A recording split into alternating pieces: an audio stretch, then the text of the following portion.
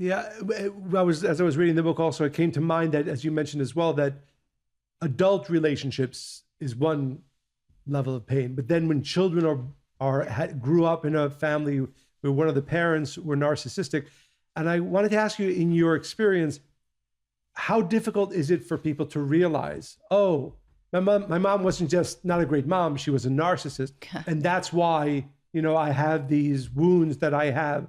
How difficult is it for people to actually realize that? It takes a minute, right? I think it takes people well into adulthood. Though I have to say, I'm pretty heartened to see that seeing a generation of younger people, because there's so much more information out there about invalidating and emotionally immature and narcissistic parents, that people are picking up on this in their 20s and are getting much better at sort of, in some cases, setting a line, being aware of what happened or what was done to them and all of that.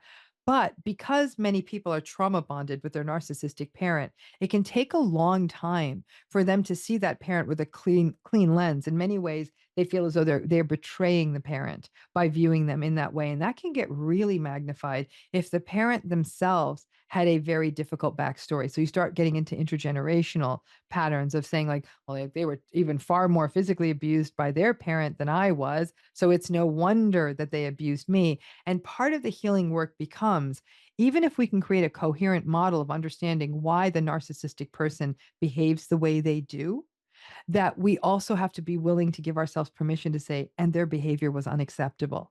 Multiple things can be true at the same time.